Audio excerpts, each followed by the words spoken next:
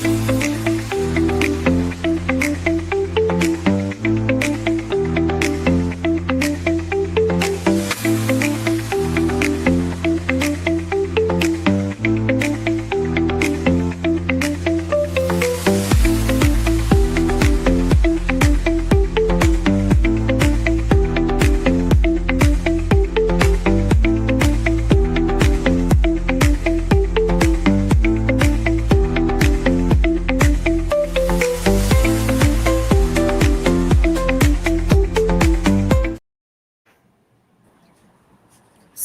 good evening, everyone, and welcome to this session organized by Voice of Healthcare as part of our ongoing series, Navigating Leukemia Together. Today, we'll be discussing on the theme of understanding bone marrow transplant. Leukemia is one of the most common cancers in India, affecting thousands of patients every year. The disease can have a profound impact on patients and their families, both physically and emotionally. While treatments have improved significantly, challenges remain in detection, access to advanced therapies, and navigating complex treatment options such as bone marrow transplant. Bone marrow transplant is a potentially life saving treatment for many patients, but it involves careful planning, specialized care, and ongoing monitoring. Tonight, our goal is to provide clarity on the transplant process, discuss the latest advancement in leukemia care, and offer practical guidance for patients, families, and healthcare professionals. We are privileged to have a distinguished panel of speakers representing clinical care, patient advocacy, and public health perspective.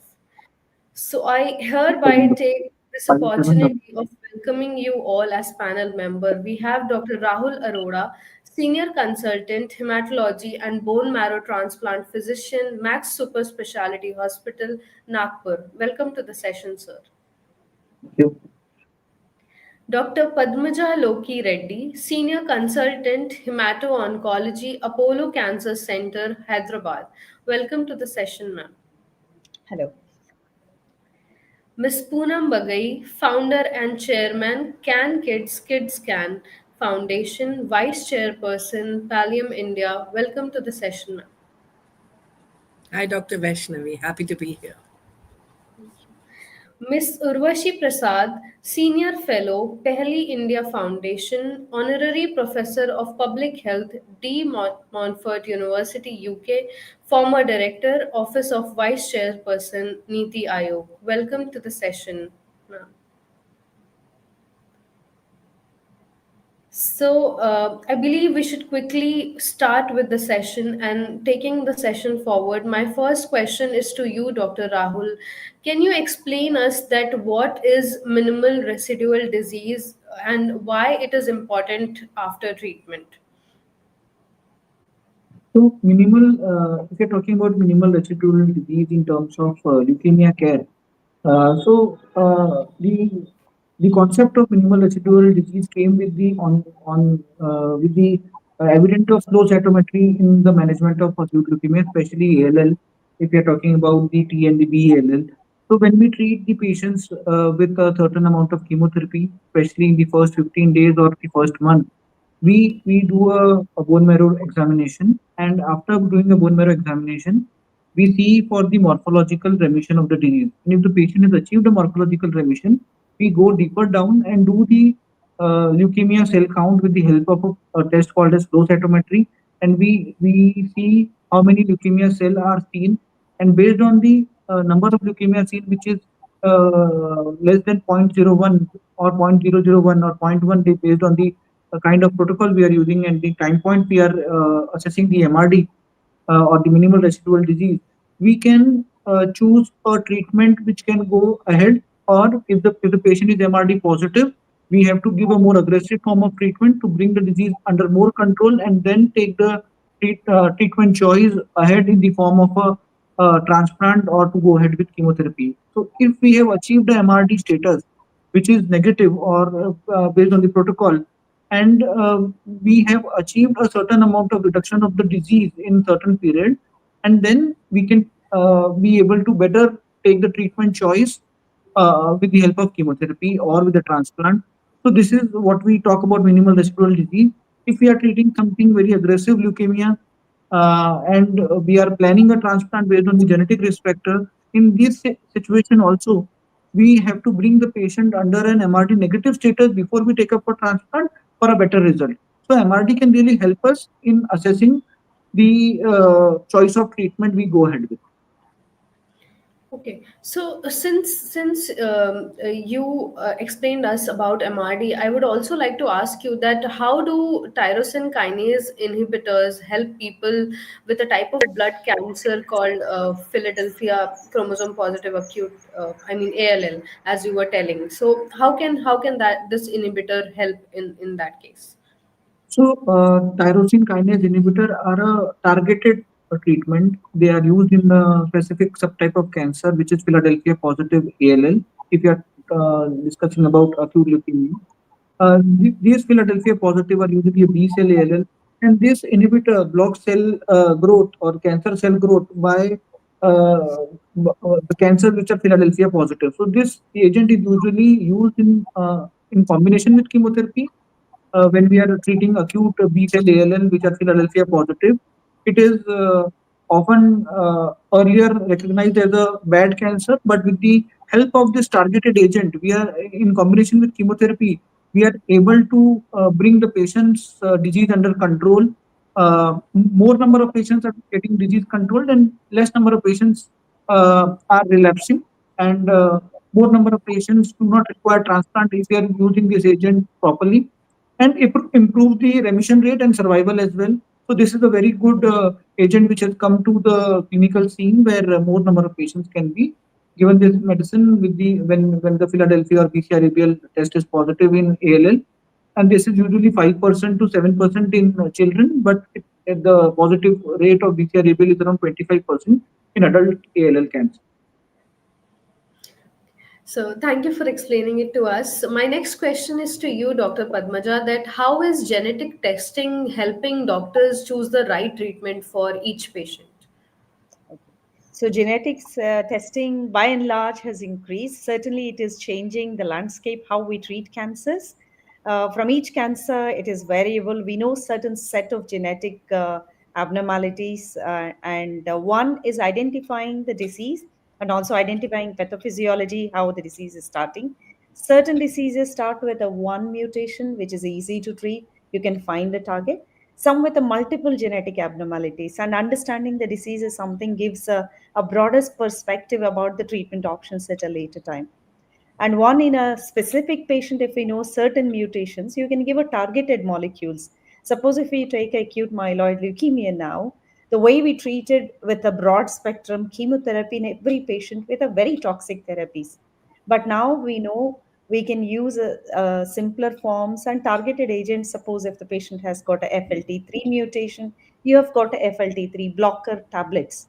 And a similar, you have a IDH1 mutation, you have a medications for that. So as and when we use these targeted mutations, you're going to reduce the amount of treatments. There is some form of a low dose therapies now for AML where you use, azacitidine. There are specific molecules you add with the tablets. Thereby, you're improving the outcomes and you're able to rescue a lot of patients who are otherwise not able to take very toxic therapies. And again, once we go further on, always we're trying to use these new molecules upfront, add them with the new therapies, and that's how it is going to revolve. The way it looks, the landscape of leukemia treatments, it might in next few years the toxicity may come down and it may become quite a part of it as an outpatient base. A number of transplants, the need for number of transplants which are very toxic might come down, and also it will improve the outcomes because by using these we can get the depth of the response in these patients. Whenever you get a very good response before the transplant, the outcomes are always better. So that's why, so yes, it's for a diagnostic purpose, it's for prognostic purpose, and to give us specific medications and also downsize some of the toxic treatments down the line. It is going to be very helpful as we learn further with a lot of patients having these genetic mutations. We will form a battery of and start investigating and learning about how these have changed the landscape in the next 10 years. I'm sure the leukemia treatment, it is coming to the outpatient setting more and more, and it is a blessing for a lot of our patients. So thank you so much for bringing it to our attention, and we'll be taking the a few pointers from here in the session going forward. So coming to you, Miss Poonam, from your experience, what should families know when a child needs a bone marrow transplant? So if you can tell us about that. So I think it's really important to understand that a bone marrow transplant is a tough procedure. It's not easy. It's long. For to be in isolation for a month is can be very difficult. It's very, very important that the care team actually helps the family fully understand what needs to happen before, what needs to happen during, what needs to happen after.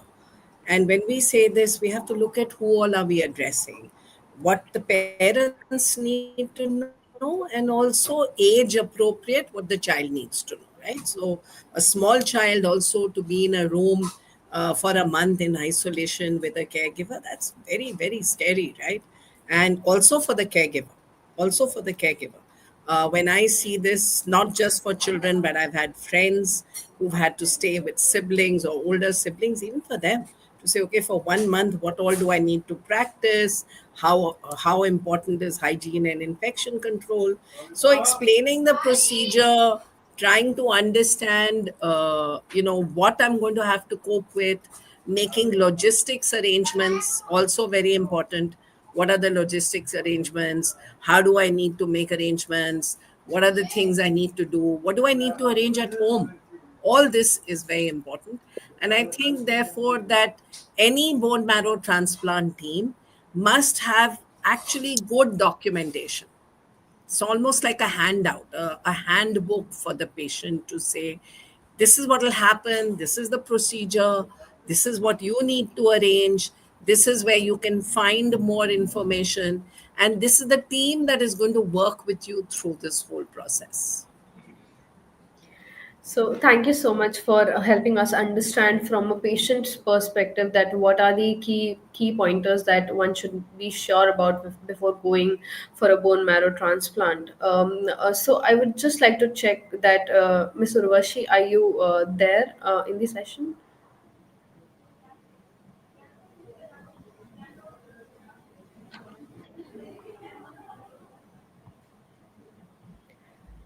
Uh, yeah, hi, we can see you now. I don't know if voice is breaking for me or No, it's audible to yeah, the us. voice is breaking, so I don't know if it's just at my end.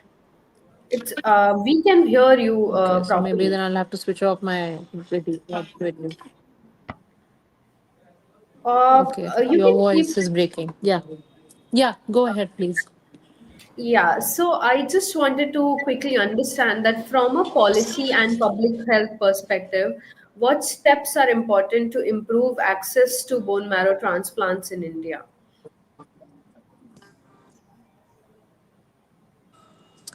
So, I mean, this obviously has several dimensions, but affordability and equity is the first one, I would say.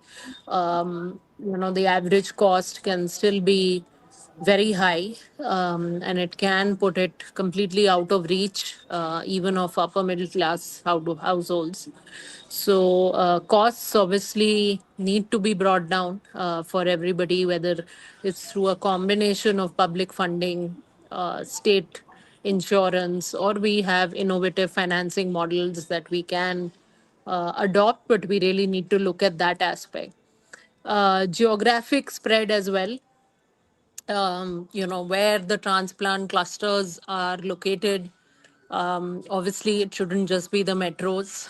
It should also be in rural and tier two, tier three cities. So, whether we have a hub and spoke model, and I think we are using this in some capacity. We're also using this in some other disease areas where you have a tertiary center which mentors a regional hospital so that the access can be decentralized, and certainly the new aims, we are trying to see if we can start making them into hubs as well, but they have a long way to go. The new aims, like institutions that have been set up, a lot of them have a long way to go. And I think, thirdly, I would say, in terms of insurance and also public schemes, I think there are many state schemes and private insurers also who still classify bone marrow transplants as, experimental or restricted categories. So we should have uniform, categorization as well, and inclusion in the, public and private health insurance. So yeah, I think these are some of the major dimensions when it comes to access. Correct. So yeah, thank you so much for highlighting the prime requirement of accessibility and affordability in terms of getting a bone marrow transplant. So taking this forward, my next question is to you, Dr. Rahul. That how has minimal residual disease testing changed the way you monitor patients after treatment? So minimal residual disease is today a part of our usual treatment protocol. It is something which we usually cannot move ahead without. So we need a good laboratory setup to test this minimal residual disease, because it allows us the early detection of potential relapse. It tells us how good our induction and consolidation therapies has been. It helps us treatment plan proactively. We need MRD negative status if it is a high risk for before transplant, and if we want to go ahead with chemotherapy, we need a good MRD negative testing at day 15 or day 33 of protocol, based on the protocol which you are using, and it helps us in improving the long term monitoring and outcomes as well. So if you are talking about ALL, we need a flow cytometric testing for MRD testing. If we are doing an AML, uh, uh, MRD monitoring for flow cytometry is very important in routine AML, as in patients who have genetic markers, for example, translocation 821 or inversion 16. So here, or PML RARA for that matter. So here we can go for a genetic testing or a PCR based testing, which can help us the minimal residual disease, and it will go a long way in assessing the outcomes of the patient early on. So we can early on detect which patients would be going for transplant, or MRD negative early negative status will go on chemotherapy. MRD positive status will tell us that these patients are at a high risk of relapse. So potentially they would require higher doses of chemotherapy, or a high risk block wall, which we usually call, or these patients would ultimately attend MRD negative status with uh, kind of a aggressive chemotherapy followed by a transplant, where again we will keep on monitoring these patients for an early relapse, and would help us in treating these patients for long term outcome, getting more and more better with the available kind of treatment. Because today we are also having CAR T cell therapy, which can again it's kind of a life changing therapy for few patients. It is costly. The cost is coming down gradually as compared to the Western available cost, and this is really changing the way we treat leukemia today. Yeah, so taking this conversation forward in the similar direction of understanding the minimal residual disease test and its outcomes, my next question is to you, Dr. Padmaja. That how has these results changed the landscape of having bone marrow transplant treatment for patients? And also, what are your insights on the approaches that should be taken up for reducing the side effects and improving the outcomes of bone marrow transplant? Certainly, as Dr. Rahul said, MRD negativity has always been a backbone in all high risk leukemia patients before the transplant to get a long term outcome. High risk in the sense they have got a higher chance of disease coming back because of their genetic mutations or at the time of presentation. And before the transplant, one should get negative.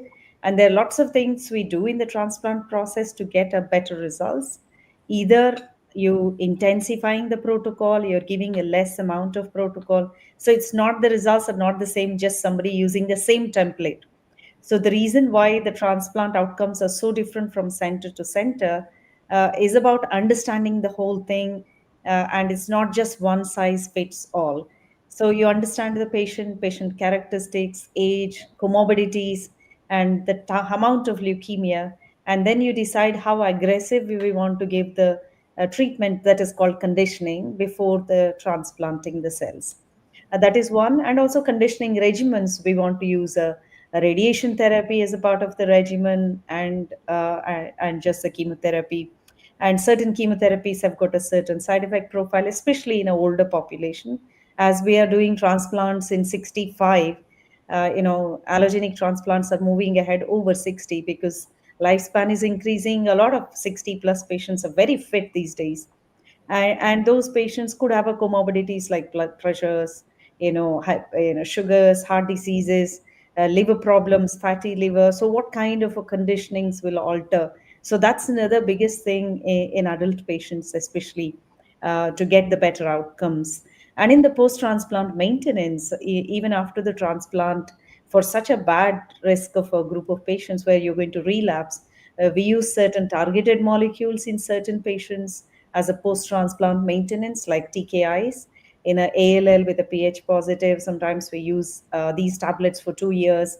And in high risk AML, in older patients now, we use certain chemotherapy maintenance for 2 years. So there is a pre getting it under control during the transplant and after the transplant, always addressing how can I reduce the toxicity, how can we give a better long term outcome.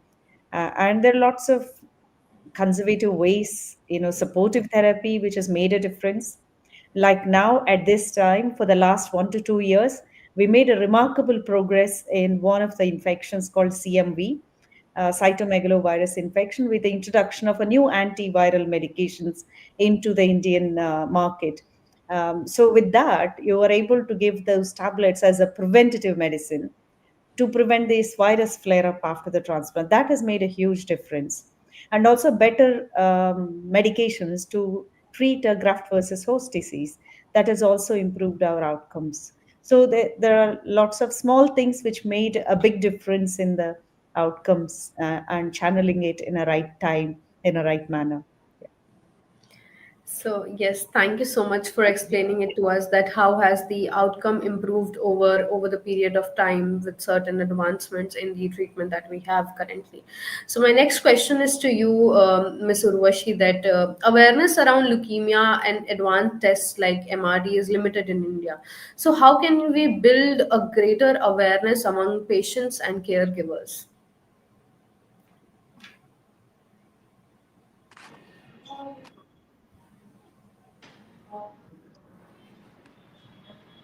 I really can't hear you. So, are you saying role of different stakeholders? Is that your question?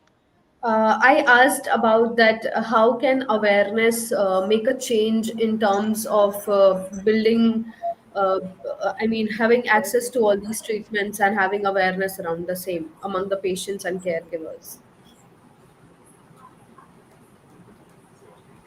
Uh, can you Hello? share the chat section of the? Hello?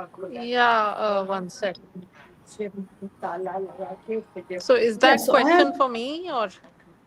Yeah, it's for you. That is the question that we posted for you. If you can read it from there, that would also help.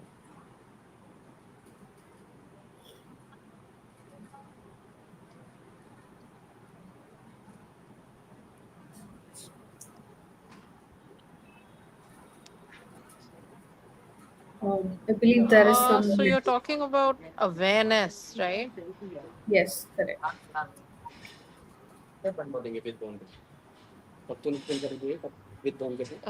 Yeah. So awareness, I think, I mean, obviously every stakeholder has a role to play in that, whether it's the government, uh, and creating awareness about what is existing, what is out there, what is available, what patients do have access to under different types of schemes, because a lot of that is often a maze, to navigate for a patient and their family. So I think obviously the government needs to, and with something like this, I think we need, more patient navigators. I think for cancer generally, but specifically also for things like bone marrow transplant, etc. um, where it's a complex thing. So any sort of intervention where either the intervention is complex or the disease is a chronic disease or a complex disease, I think we sorely lack, enough patient navigators, because the health system is very, very difficult to navigate if you are somebody who's never come across it before and suddenly, you've landed up with a big problem. So I think that is something the government, obviously, along with civil society, can play a big role there. I mean, civil society has a huge role to play, with respect to, obviously the patient navigation, as I said, providing the right kind of support, and also amplifying, I think, the patient requirements, because I think patient voice is something that we need more of in a lot of these things. So yeah, I think everybody, has a role to play when it comes to awareness. Also, forums like yours, there, you do bring together stakeholders from different segments. So even you have, a role to play. But a lot of this has to be ongoing. A lot of this doesn't have to be just one off, and it cannot just be tailored to, a particular audience. It has to reach everywhere, across the country, which is of course our biggest challenge because we're such a large, diverse country. So yeah, I think that is what I would say on awareness. Correct. So definitely, we have to work a lot in the direction of awareness. Taking the session forward, my next question is to you, Ms. Poonam, that since you have an on-ground experience with these patients, so how can families support children during the course of this challenging treatment that they have to go through? So, Dr. Vaishnavi, before I answer that, I'd like to add to Dr. Urvashi's point as well. And actually also tell you that I think it's very important to create good information out there in terms of where are the transplant centers across the country. The information is limited. I think the relevant societies need to also put out this information, because how do patients know where to go for a transplant? Typically, and Dr. Rahul would agree with me, typically you stay with the doctor that you were treating, you were being treated with, you stay in the same hospital, but it is possible that you may not be able to afford the transplant in that hospital. So, how do I know whether my hospital has a good transplant team? Is it affordable? If I can't afford it in a private sector scenario, can I move to a government setting and will my transplant get covered, right? And again, we talked about the finances earlier and where funding can come from. But there are certain hospitals where, for instance, the government of India and the MOHFW, with the relevant CSR from Coal India, is providing transplant support, etc. So that then will become increasingly important for a family to decide where should I go for my child's transplant or where should I go for my patient's transplant. So now, having said that piece, I think, you also asked me what about the families and how do you deal with the children. And as I said, uh, in the first segment, I talked about the fact that we must have proper handbooks of information and the right and relevant information for a family to fully understand how the transplant of their patient needs to be taken care of. The next piece of it is, what about children? What can we do for children when a child is going through a transplant? And again, this is very important that we address also the child's emotional needs, his not just his fears, but also his childhood, also his entertainment, right? Are we being able to provide all of that, or are we just saying, okay, it needs to be complete hygiene, complete isolation, and therefore the child has nothing for a month? It can really seriously affect mental well-being as well, and that is something that we have often seen. So, and Urvashi mentioned, and it is important that we talk about the role of maybe patient navigators or the right social support team and the psychosocial support team that supports the treatment team at this time. Very, very important. In the normal course of a leukemia treatment for a child, which is 3.5 years, it's a long drawn out treatment. There's 6 months of intensive treatment and then a long maintenance phase. But that bone marrow transplant is that 1 month, and then there's, attendant problems, and there's other, like GVHD, etc., etc. How do we sensitize the child through all of this? Guiding the child and his well-being becomes very important, and I think there is a real role that not just the treating team but the support team needs to play. Certainly, and I believe that forums like this would create that pipeline and create that cross section of both from a caregiver's point of view and from a provider's point of view. So my next question is to you, Dr. Rahul. That what are some of the recent advancements in combining targeted therapies with chemotherapy to improve cure rates, and what are their side effects or potential benefits that are associated with them? So if we are talking about leukemias, we have two major leukemias like ALL and AML, and both the leukemias are having newer and newer therapies which are improving the outcome, reducing the toxicity. So these newer therapies in ALL are the tyrosine kinase inhibitor, the monoclonal antibodies like inotuzumab and blinatumomab, which have really changed the way we treat relapsed leukemias. And these potentially newer therapies, when combined with chemotherapies, uh, logically combining the newer targeted treatments with the older chemotherapies are giving a better results. And as far as the side effects are concerned, because these newer therapies are more effective and less toxic, we are able to use this therapy upfront in certain situations, like tyrosine kinase inhibitor, and even in childhood leukemias, we are able to combine the blinatumomab and the anadutumab in certain situations to the chemotherapy backbone and getting better results as well.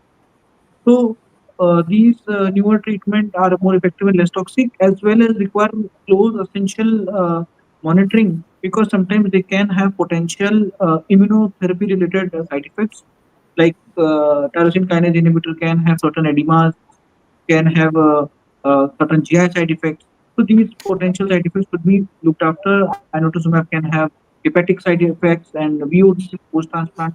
So it is important that we monitor for certain kind of side effects. Even the immunotherapies which are there, which have been used in certain lymphomas, like pembrolizumab or nivolumab. These are also having a lot of immunological side effects which can affect even any function, any organ function. And these patients can, if we look for the side effects, they can be managed easily with steroids. But certainly, the newer therapies are coming; they are less toxic and more effective, but with certain side effects which are specific, which we should look after, discuss with patients about these potential side effects. And because if we inform and make the patient aware about these potential side effects, they can reach out to the healthcare facility as early as possible, because sometimes these can be ignored and patient can land up with significant side effects with even with the newer therapy. But yes, we are getting better results, we are getting better outcomes with the availability of these newer treatments. So thank you for explaining it to us. My next question is to you, Dr. Padmaja, that how do you see the future of personalized medicine impacting transplant decisions in the future? So I think we were just earlier talking about, just to get back to one, is improving the medical care, using the better knowledge about the genetics and using the right choices upfront. So you're not taking the patient through transplant when the patient is burnt out. You're starting to identify the patient who is high risk upfront and planning the journey of transplant right from the beginning. So you're not finishing your first blocks, two blocks, and then thinking about a transplant. You're making through all throughout the time, preparing that patient for that journey, getting the deeper remission. By the time we do that, we have the donor ready. We're going through the process, making sure the side effect profile is looked after, and of course, the best supportive care. And as Poonam suggested, not just the medical care, there's a lot of emphasis on a supportive care, looking after them, and losing follow ups or letting go of things. That's the most important thing post transplant. And continuing that, and not just the 3 months, that patient should have a long term review at a regular follow ups to see that we have got their back in the community with their, a good quality of life, and doing everything possible that at least about 5 years somebody should be followed up, not very frequently. There is a definite point of times. The new approaches with these targeted molecules, yes, certainly we're adding them in the post transplant period in the high risk patients to reduce the relapse risks, because in the transplant about 15-20% of patients could still relapse with a cancerous process. So how best to reduce that? Identifying it right from the beginning, getting the depth early, not letting the patient to burn out financially, emotionally, and bonding them together, giving them hand holding all throughout the journey, and using these new resources and the genetic information, new targeted molecules, and the specific new things about a viral protection, good GVHT, and a good medical supportive care, and giving a lot of emotional support, so the patient continues to be in that process in a healthy manner and in a cheerful manner. They are taking control of their disease, especially if they're older. I think it's giving that kind of a framework to the patient right from the beginning. Preparing their journey is very important, not just hand holding, repairing, and identifying the problems upfront and dealing with them by using all these new modalities to get the best outcome. Thank you. Yeah, so thank you. Thank you so much for bringing it to our attention. My next question is to you, Ms. Poonam, that what resources or support system can help families navigate this journey even more smoothly, and what are few key advices that you would like to give to the families who are planning to maybe go for a bone marrow transplant or such treatments? So I think today there are more and more resources. As I said, the resources and the support that the treating team provides in every hospital not only is important, it is vital. And so anybody who sets up a transplant center as a patient advocate, I would say your treating team, it is your responsibility to make sure that you have the relevant information in a patient appropriate, patient friendly way for the team, that for the family that is coming in for the transplant. Outside of that, within India, we have societies like the ISBMD, the Indian Society for Bone Marrow Transplant. There are other societies that are now working on creating awareness and education on the bone marrow transplants, right? Then comes the piece about how do you find financial support. Now, if you look at my NGO, which is CanKids, KidsCan, we work and support transplant centers across the country. And we not only financially support transplants, we also actually look at what is the transplant center, is it providing good and adequate care? And then we start supporting for transplants within the center. And this is information that we would be putting up on the website, right?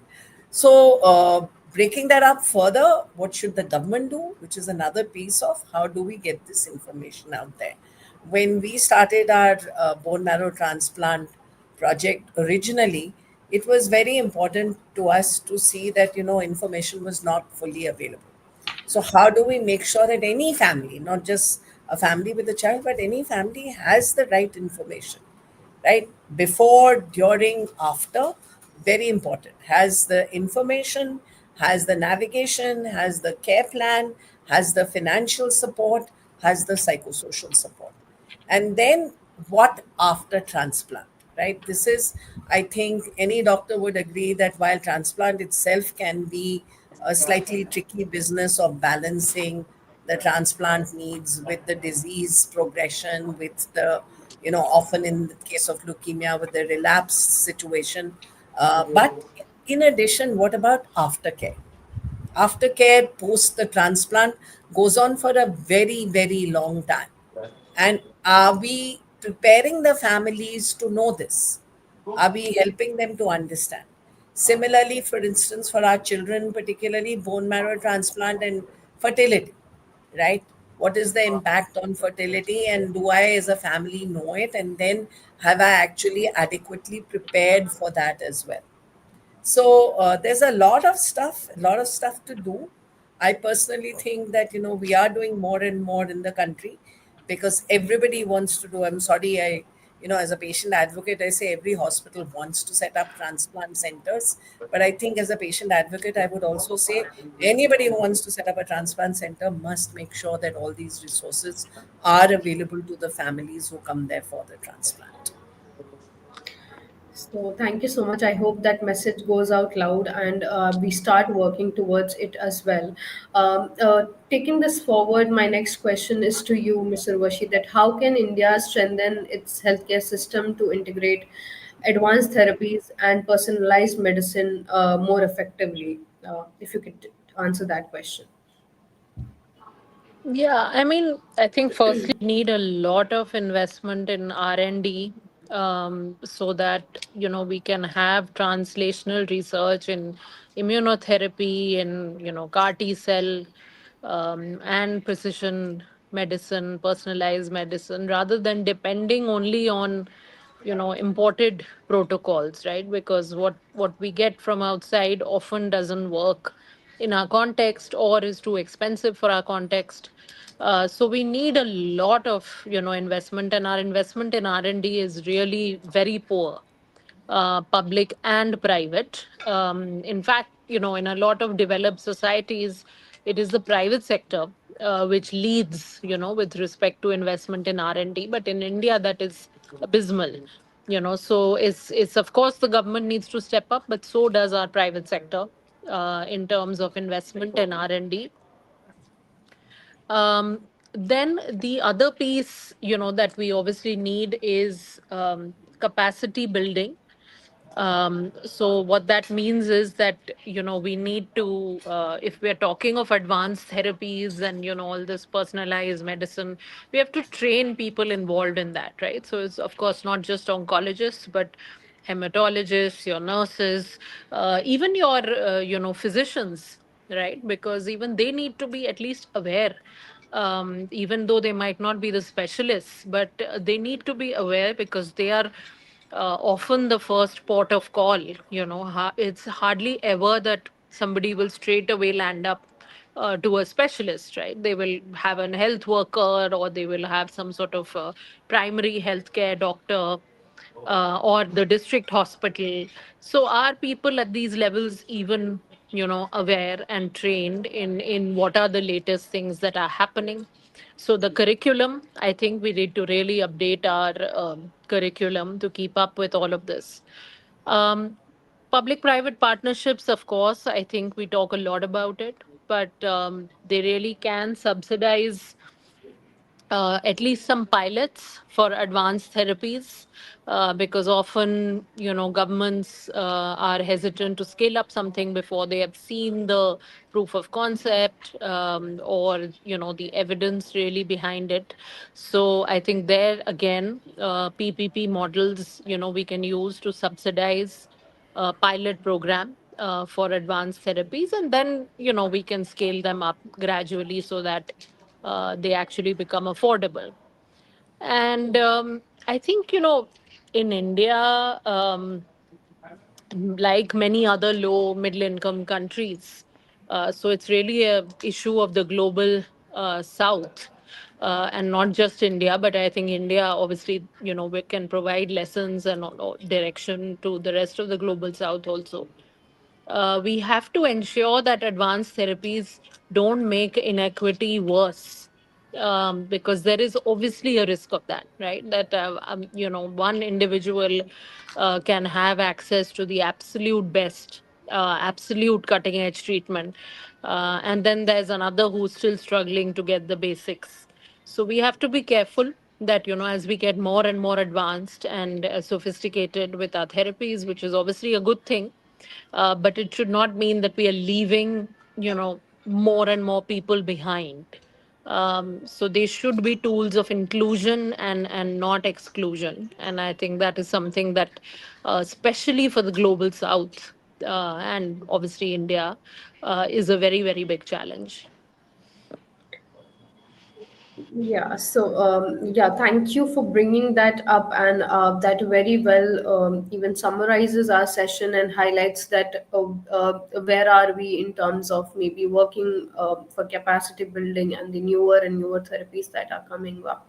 So I would like to take this moment to thank you all, to our dear panelists for joining this session and making it so valuable with your insights that you have shared. And this discussion very well highlights that how clinical expertise, patient advocacy, and public health strategies can together improve outcomes for a leukemia patient. So it cannot be a journey which can be done single-handedly by a clinician, but we need public health to be in place, patient advocacy to be in place to get better outcome. And I believe a platform like us, forum like us, would serve the purpose. So thank you so much for joining our session, and thank you for being a part of this discussion. Thank you. Thank you. Thank you. Thank Thank you you. very Thank you much, for Dr. inviting Vaishnavi. us. Thank you. Thank you. Bye, Poonam. Bye. Bye, Bye bye. Rashmi. Bye, Rahul.